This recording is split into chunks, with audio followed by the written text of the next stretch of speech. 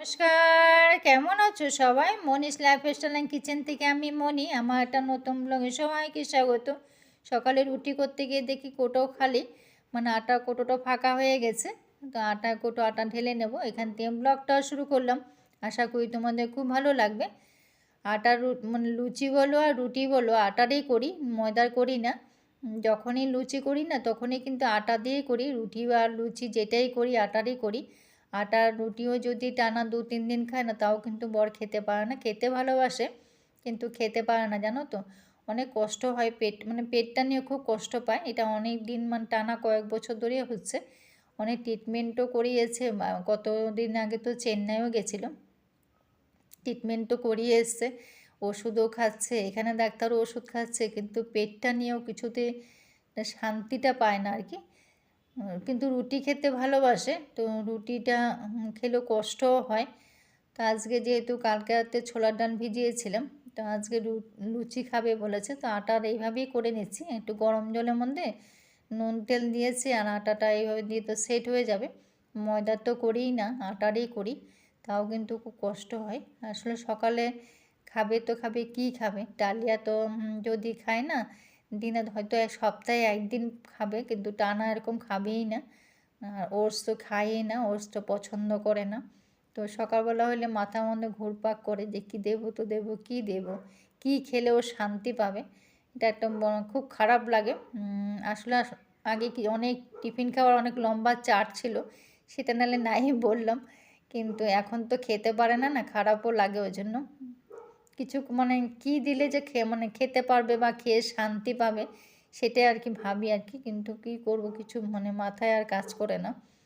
তো ছোলার ডালের মধ্যে একটু ছোটো ছোটো আলু দিয়েছিলাম। আলু এরকম মাঝে আমি কিন্তু যখনই ছোলার ডাল করি না তখনই কিন্তু একটু ছোটো ছোটো করে আলু দিই, খেতে কিন্তু ভালোই লাগে। আর পুরনে তো একটু কারি পাতাও দিয়েছি। তো কারি পাতা দিয়ে সবসময় এখন একটু কারি পাতা দিই, ওর ভালোবাসা আর কি কারি পাতা গন্ধটা, ওই জন্য এখন দেওয়া হয় কারি পাতাটা। বাড়িতেই গাছ আছে তো, ওই জন্য এখন সব কিছুতে একটু একটু করে কারি পাতা দিই। বড়ের গন্ধটা নাকি খুব ভালো লাগে, ওই জন্য দেওয়া হয় আর কি। তো লুচিগুলো ভেজে নিচ্ছি। দেখো আটা দিয়ে করলাম দেখে একটু লাল লালও হচ্ছে, কিন্তু ফুলছে। তো আটার লুচিও ময়াম ছাড়া আর কি, ময়াম তো দিইনি না, তেল দিয়ে ময়াম দিইনি। এইভাবে আটা মাখা যেভাবে হয় সেভাবেই করে নিলাম। তো এইভাবে কিন্তু ফুলে নিয়েছি তা না, কিন্তু এইটা করার পরে যখন লাস্টে এবারটা যখন দিতে গেছি না, পুরোটা তেলে ডুবে নি, ওই জন্য একটু উল্টো পাল্টাও হয়ে গেছে। লাস্টের লুচিটা যখন সব লুচি ভাজা হয়ে গেছে, ভেজে যখন লাস্টেটা দিতে গেছি, দেখো এটা পুরো তেলে যায়নি তো, ওই জন্য একটু উল্টো পাল্টা হয়ে গেছে। খাওয়া দাওয়া শেষ করে তারপরে চলে এলাম বিছনা, আজকে কাচা হবে। সপ্তাহে 2 সপ্তাহ পরই কাচি, বিছনা তোলা হয়। আজকে সেটাই হবে। মাঝে মাঝে ভাবি, জানো তো, যে পড়াশোনাটা যদি ভালো করে করতাম তাহলে একটা চাকরি করতে পারতাম। কিন্তু আমরা যখন মাধ্যমিক দিয়েছি না, তখন 92-93 সালে, তখনকার দিনে কিন্তু মেয়েরা চাকরি করে এমন তা কিন্তু খুব কম শোনাই যেত। তখনকার দিনে মেয়েরা চাকরি করে কিন্তু শোনা খুব এটা খুব রেয়ারে ছিল। এখন যেমন সব ঘরে ঘরে সব মেয়েরা চাকরি করে, বউরা চাকরি করে, এখন কিন্তু ঘরে ঘরে, তখন কিন্তু তেমনটা ছিল না। এটা কিন্তু সত্যি কথা, তাই না? আমার মায়েদের মুখে আবার গল্পও শুনতাম যে চাকরি করে মেয়ে বাড়িতে আসলে শাশুড়ি মা সব কাজ করতে হবে, বউ তো চাকরি করতে বাইরে চলে যাবে, বাবা বউর দরকার নেই। তখনকার দিনে মারা বলতো, এখনকার দিনে মারাই বলে চাকরি আনবই ভালো, উভয় চাকরি করা খুব দরকার। এখন মাদের মুখে গল্প শুনি। তো এখন এটাও বলে না, দুজনে মিলে চাকরি করা খুব ভালো। তখন আবার এটা বলতে, চাকরি মেয়ে বাড়িতে আনলে বউ চাকরি করতে বাইরে চলে যাবে, শাশুড়ি মা একা একা বাড়িতে কাজ করবে। শাশুড়ি মা একা ভালো হলেও তো হবে না, শাশুড়ি মাও যে ভালো হতে হবে, বউও ভালো হতে হবে, দুজনের মধ্যে আন্ডারস্ট্যান্ডিংও থাকতে হবে, তাইলে সংসারটা ভালো থাকে, তাই না? একজন ভালো হলে কি হয়? কিছু পেতে হলে আগে দিতে হয়, তাহলেই কিছু পাওয়া যায়, তাই না বলো? আমরা যা করব আমাদের পরবর্তী সন্তানরা কিন্তু তাই করবে। তাকে ডক্টর বানাবো আর ইঞ্জিনিয়ার বানাবো, আগে তো তাকে মানুষের মতো মানুষ করব, তারপর তো ডক্টর আর ইঞ্জিনিয়ার, তাই না বলো? তো বলতে বলতে আমার বিছনা তোলাও হয়ে গেছে, দেখো কাচাও হয়ে গেছে। তো রোদও দিয়ে এইভাবে দিয়ে নিচ্ছি, তো যখনই ও আসে না তখনই মানে ও আসার আগেই কাঁচা হয়ে গেছে। ওর সঙ্গে সঙ্গে আমিও একটু করে দিই, যখনই ও করে তখনই ওর সঙ্গে সঙ্গে করে দিই। তো ও হেল্প করে দেখে ওর সাথে সাথে আমি মানে করলে তো আর ক্ষতি হয় না, মানে ওর একটু হেল্পই হয়, ও তো মানুষ তাই না বলো। ও যখন দোতলা মুছে তখনও ওর সঙ্গে সঙ্গে আমি থাকি। আসলে দোতলাটা তো অনেক বড়, একা মোছা আগে ও মা করতো। আসলে আমার বাড়ির কাছে তো, তো মা এখন অন্য জায়গায় কাজ করছে তো ওকে আমার ঘরে দিয়েছে। তো আমার যেহেতু বাড়ির সামনে, আর ও আরেকটা বাড়িতেও কাজ করে, ও বাড়িতে কাজ করে তারপরে আমার কাছে আসে। তখন ওর সঙ্গে যে ভাবি ও যখন মানে যখনই করে তখনই ওর সঙ্গে সঙ্গে একটু একটু করে হেল্প করে দিই, তাহলে ওরও একটু সাহায্য হয় আর কি, আমারও হয়ে যায় ওরও হয়ে যায়, মানে কাজটা তাড়াতাড়ি হয়ে যাওয়া দিয়ে কথা। আমি এটা ভাবি আর কি, তাড়াতাড়ি কাজটা মানে যত তাড়াতাড়ি করা যায়। তো স্নান করতে যাব, স্নানের আগে যখনই মাছ আনে না তখনই স্নানের আগে আমি মাছটা ধুয়ে নিই। আর এই মাছের নুনটা এইভাবে আলাদা রেখে দিই মাছ ধোয়ার জন্য আর কি। তো এখান থেকে নুন দিয়ে মাছ না ধুলে মানে আমার মনে হয় মাছ ধোয়াই হয় না, পরিষ্কারই লাগে না আর কি, এটা আমার মনেরই আর কি। মাছটা ধুয়ে তারপর স্নানে যাব।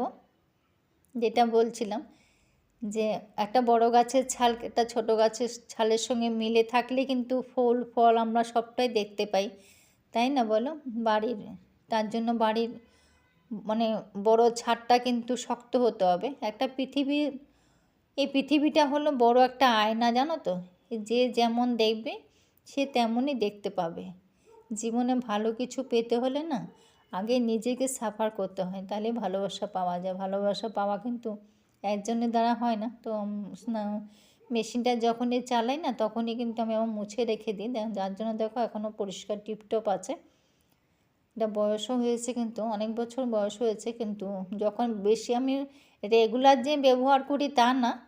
আর যখন ধরো বিছনা যখন তুললাম আজকে, মানে দুটো বিছনায় তোলা হয়েছে, মানে ছেলেরটাও তুলেছি আমাদেরটাও তুলেছি, তখনই মেশিন চালাই।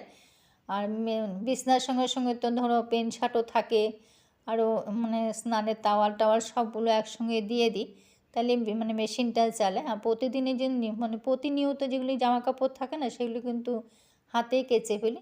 তো স্নান টান করে চলে এলাম। আজ দেখো এখানে ক্যাপসিকামটা বসিয়েছি। ক্যাপসিকামটা এইভাবে কেউ কখনো খেয়েছো কিনা আমি জানি না, কিন্তু খেতে কিন্তু খুব ভালো লাগে, একবার ট্রাই করে দেখতে পারো। ক্যাপসিকাম কিন্তু আমার এমনিও খুব পছন্দ, মানে সবজির মধ্যে ক্যাপসিকামটা আমার এমনি খুব পছন্দ, যেইভাবেই দিই না কেন সেইভাবেই আমি খেতে ভালোবাসি। আর আজকে এইভাবেই করি, বেশিরভাগটা এইভাবেই করি। এইভাবে করলে আমি বাড়ির তিনজনে খুব ভালো খাই। আর মানে ক্যাপসিকাম আর টমেটোটা একসঙ্গে দিয়ে দিই। এটা একটু নরম হয়ে গেলে তারপরে পেঁয়াজগুলো মানে একটু বড় বড় করে কেটে তার উপর দিয়ে দিই আর কি, দিয়ে তখন এটাকে ভাজা ভাজা করে নিই। ওটা খেতে কিন্তু খুব ভালো লাগে, জানো তো। একবার করে খেতে পারো, খুব খেতে কিন্তু খুব দুর্দান্ত। আর রুটি দিয়ে খেতে তো আরও ভালো লাগে, যদিও আজকে রুটি দিয়ে খাবো না, আজকে তো ভাত দিয়েই খাবো। খেতে আমার কিন্তু খুব পছন্দের একটা সবজি।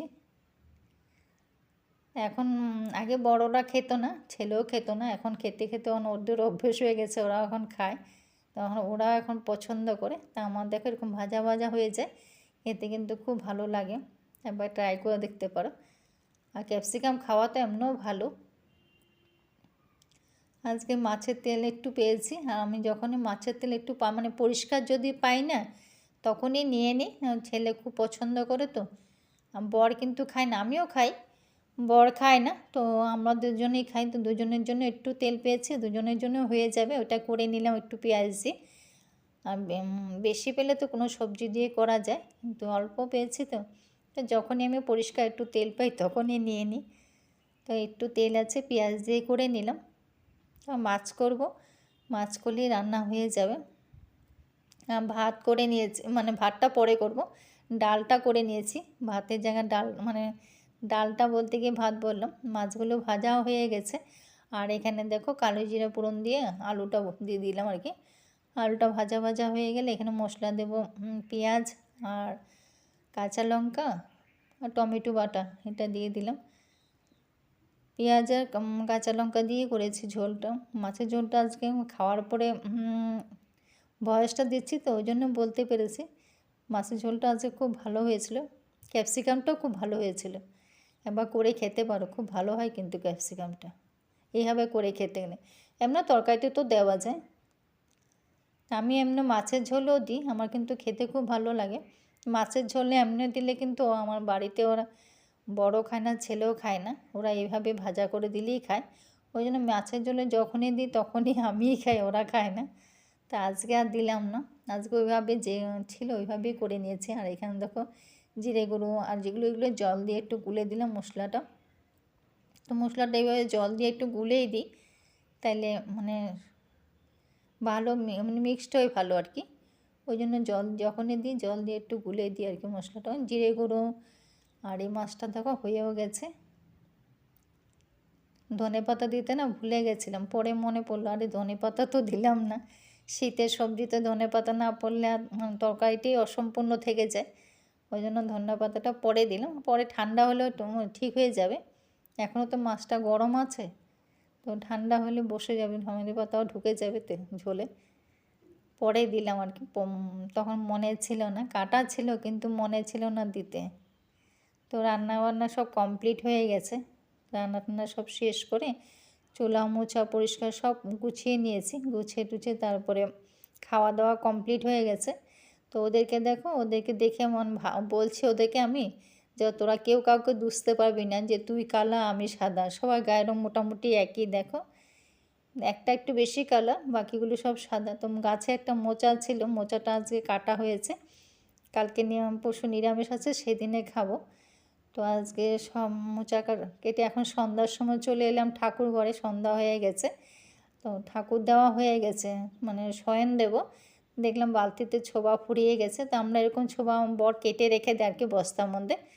তো যখন দরকার পড়ে এই বালতির মধ্যে নিয়ে রাখি, এখান থেকে নিয়ে নিয়ে একটু একটু করে প্রতিদিন ব্যবহার করি। আর ছোবা না দিলে মনে কি ভালোই লাগে না, আমার প্রতিদিন একটু ছোবা দিতে লাগে। আর বালতির মধ্যে রেখে দিই, এমনি বস্তার মধ্যে থাকে। আর এই নেতাটা ওই কিছু সিঁদুর টিঁদুর লাগলে, হাতে লাগলে ওটা মুছি আর কি। তো সন্ধ্যা দেবো এখন, ঠাকুর দেওয়া হয়ে গেছে সন্ধে আর কি। তো এই জন্য বাসনটা এখানে মাঝে, এই বেসিনটা শুধু ঠাকুর ঘরের জন্যই রাখা আর কি, তো এমনি ব্যবহার করা হয় না। ওই জন্য ঠাকুর এই বাসনটা এখানেই মাজি, মানে ঠাকুরেরই বেসিন এটা, কেউ ব্যবহার করে না। আর ঠাকুর বাসনটা রাখার পরে বাসন টাসন সব মেজে পরিষ্কার করে চলে এলাম। বললাম না বরের আজকে ইউটিউব থেকে দেখেছে যে এটা মানে বানিয়ে দিতে, এটা খাবে আর কি পেটের জন্য, বলে খুব ভালো। ধনে আর ইয়ে আছে, জিরে আছে, ওটাকে ড্রাই রোস্ট করে গুঁড়ো করে ওইটা বানিয়ে দেবো, তারপরে ওটা করে। তো সব করে সারাদিন কাজ টাজ সব শেষ করে এখন চলে এলাম বরের জন্য মানে বরের পেটের সমস্যার জন্য ওষুধ বানাতে। এখানে গোটা ধনে আছে আর গোটা জিরে আছে, এটা মাপ আছে, মাপ করে মানে মাপ টাপ দিয়েছে আর কি, মাপ টাপ দিয়ে ওটা ড্রাই রোস্ট করে তারপর গুঁড়ো করে, পেটের জন্য নাকি খুব ভালো। তো একবার দুবার খাওয়া হয়ে গেছে, খেয়ে একটু আরাম পেয়েছে। তো হয়তো আমি আবার বললাম প্রথম প্রথম 2 দিন হয়তো আরাম পাওয়া যাবে, তারপর পাই কিনা সন্দেহ, যাই না, পেলে তো ভালো। করেছি তো করে দিলাম। তারপরে এখানে আমাদের মুলেটি চূর্ণ আবার আমলা চূর্ণ দরকার, তো সবটাই আনা হয়েছে, এনে সবটা গুঁড়ো করে মিক্সড করে দিলাম আর কি, মিক্সড করে পাউডার করে তা একটা কোটোর মধ্যে রেখে দিয়েছি। এখানে আমলার জন্য পতঞ্জলিতে এনেছে আমলার জন্য আর মুলেটির জন্য, ওটা আবার মাপ আছে, মাপ পরে আনলাম আমাদের দোকান থেকে গিয়ে বার করে তারপর মেপে আনলাম, মানে কি 2 চামচ করে 2 গ্রাম করে মাপে আনলাম ওটার সঙ্গে মিক্সড করার জন্য। তো মিক্সড করে এনে ওই ইউটিউব দেখে এটা বার করেছে, আয়ুর্বেদিক থেকে বার করে এটা বানিয়ে দিতে বললো। তো এটা বানিয়ে দিলাম, তারপর পেটের সমস্যা মানে কষ্ট পাওয়া একটু যদি মুক্তি পায়, খেয়ে যদি শান্তি পায় তাহলে তো ভালো না, করতে আর তো কষ্ট নেই, যেভাবে কষ্টটা মানে কম পায়। তো বলতে বলতে ব্লগটাও শেষ করলাম, আজকে এখানে ব্লগটাও শেষ করে দিলাম। সবাই ভালো থেকো, সুস্থ থেকো, আর কেমন লাগলো কমেন্ট করো, যদি ভালো লেগে থাকে তো লাইক কমেন্ট শেয়ার করো।